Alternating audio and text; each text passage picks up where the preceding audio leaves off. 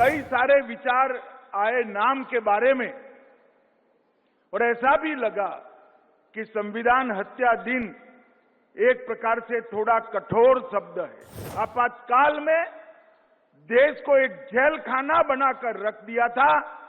देश की आत्मा को मूंगा कर रख दिया गया था। न्यायालय के कान को बहरा कर रख दिया गया था। लिखने वालों की कलम से स्याही ही निकाल दी गई थी। वो पूरे कालखंड का वर्णन इतने कठोर शब्दों के साथ ही करना चाहिए, तभी युवा पीढ़ी को मालूम पड़ेगा कि क्या हुआ। मित्रों, आज हम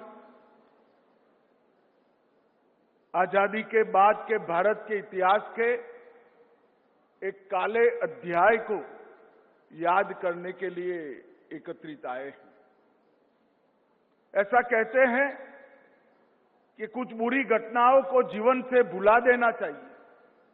वो सही भी है, मगर जब बात हो समाज जीवन की, राष्ट्र जीवन की, तब बुरी घटनाओं को चिरकाल तक याद रखना चाहिए, क्योंकि उसकी पुनरावृत्ति कभी न हो पाए।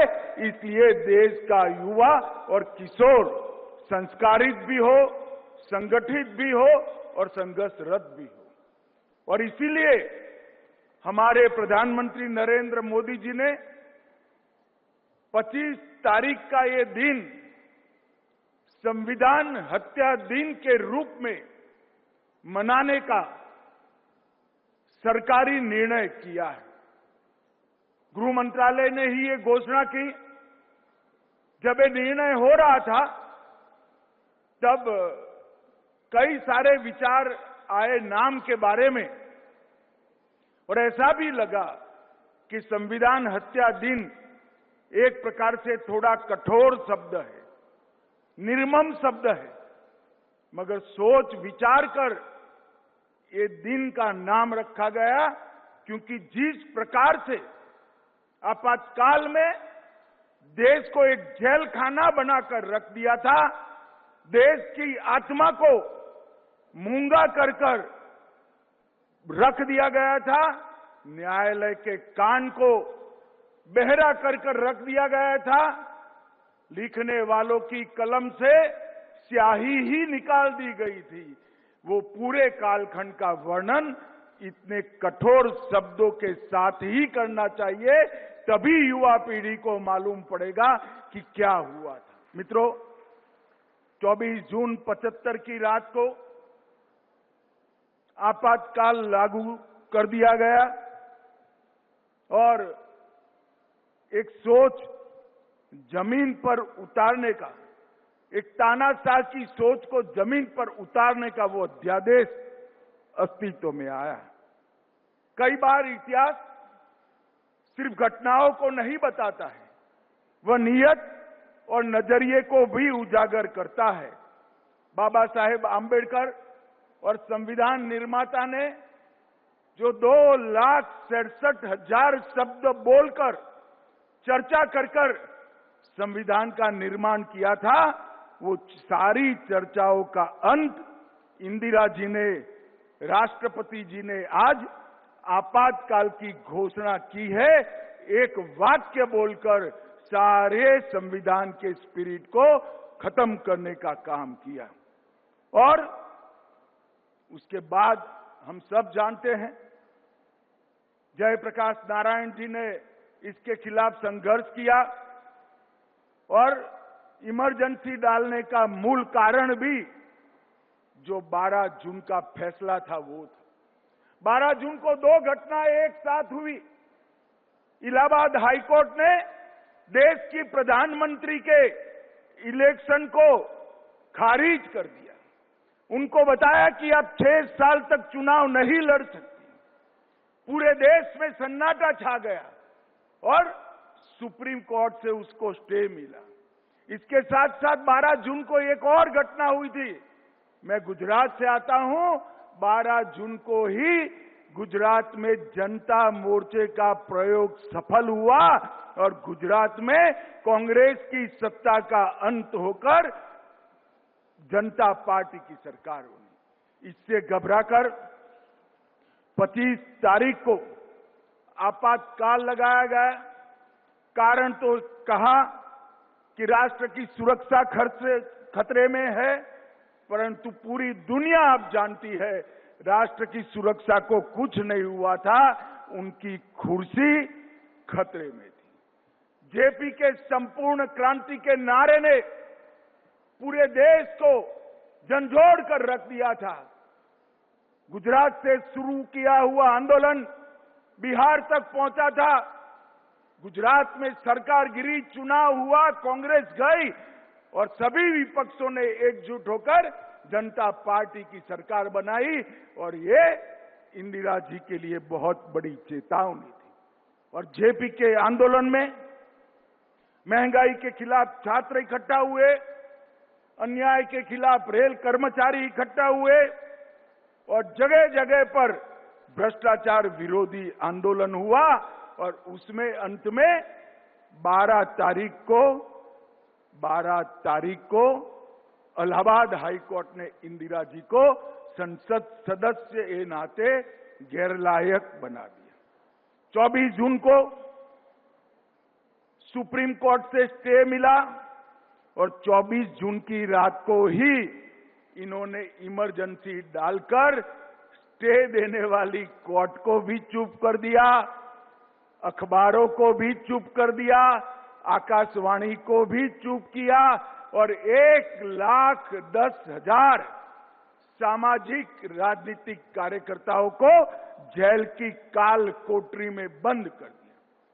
सुबह 4 बजे कैबिनेट बुलाई, कोई एजेंडा सर्कुलेट नहीं हुआ और उसकी घोषणा करने का काम हो गया।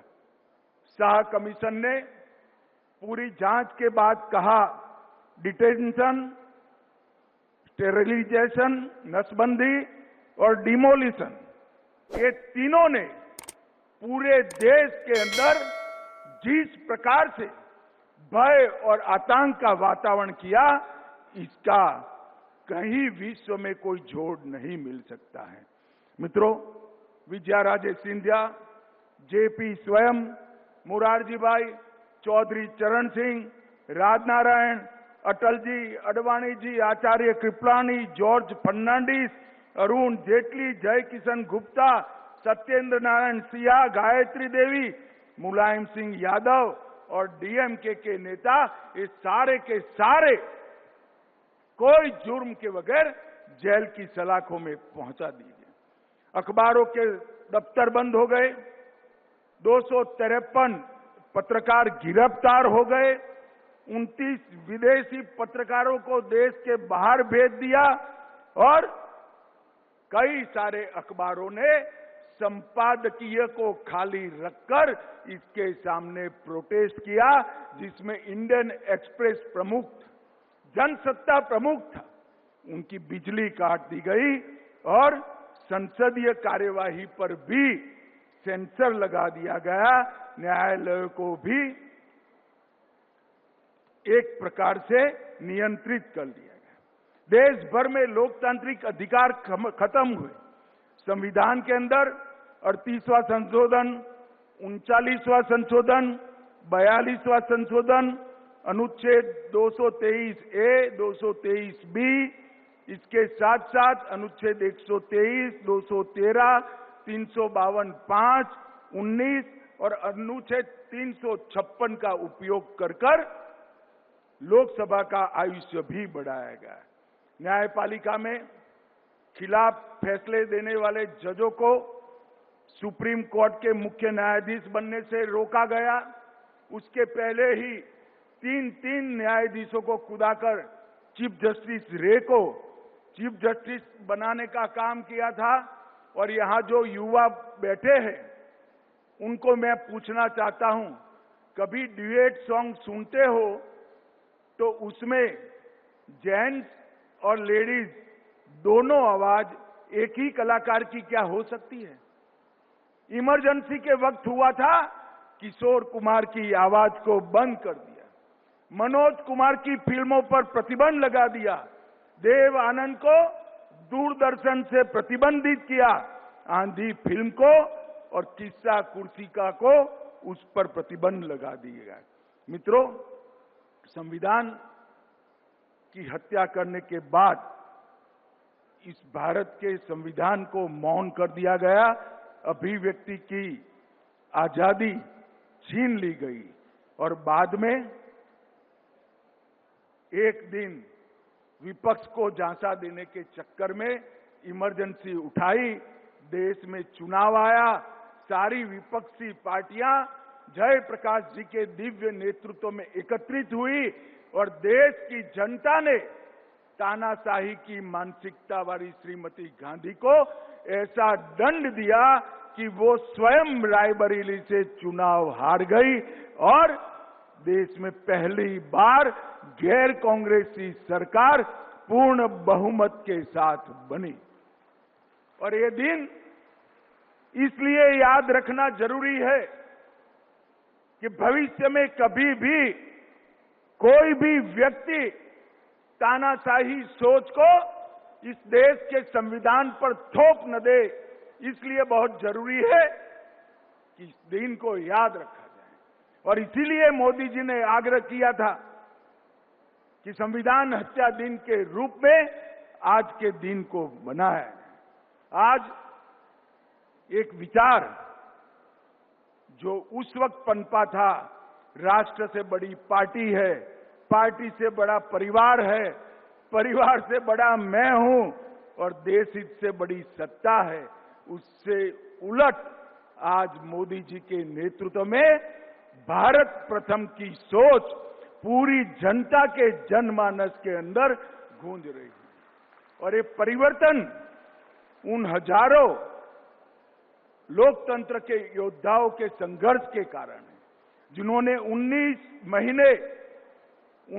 महीने जेल में काटे और जो नारा बनाया गया था इंदिरा इज इंडिया, वो नारे को उलट कर इंदिरा अगेंस्ट इंडिया का नारा गगन में गूंजने लगा और परिवर्तन हुआ। इसी के कारण आज हमारे 140 करोड़ की आबादी मोदी जी के नेतृत्व में 2047 में पूरी दुनिया में भारत को हर क्षेत्र में प्रथम लाने के लिए संघर्ष कर रही है, संकल्पित हुई है और आगे बढ़ रही है। मित्रों, आइए आज हम सब और विशेष कर इस देश के किशोर और युवा आगे आए और इतिहास को, हमारे बच्चों को, किशोरों को और युवाओं को समझाएं, एक काले अध्याय को उनसे परिचय कराएं और भविष्य में कोई भी तानाशाह ऐसी हिम्मत न कर सके। इस प्रकार का देश का विचार भी बनाएं, कार्य संस्कृति भी बनाएं। फिर से एक बार मैं वो सभी लोकतंत्र के प्रहरियों को जिन्होंने लोकतंत्र के लिए संघर्ष किया, वो सभी को आज के दिन पर मन पूर्वक नमन कर उनका स्मरण करता हूं। राम बहादुर जी आज बैठे हैं। राम बहादुर जी जैसे उस वक्त के संघर्ष के करने वाले जितने भी लोग जीवित हैं, वो सभी को भी प्रणाम कर मेरी बात को समाप्त करता हूं। वंदे मातरम। मेरे साथ एक बार जोर से बोलिए, भारत माता की। अरे जोर से बोलिए। अभी भी किसके मन में कोई संभावना पड़ी है तो निकल जाए। दोनों हाथ उठाइए, मुट्ठी भींचिए और प्रचंड आवाज से बोलिए, भारत माता की, भारत माता की। वंदे वंदे। आप सभी का बहुत बहुत धन्यवाद।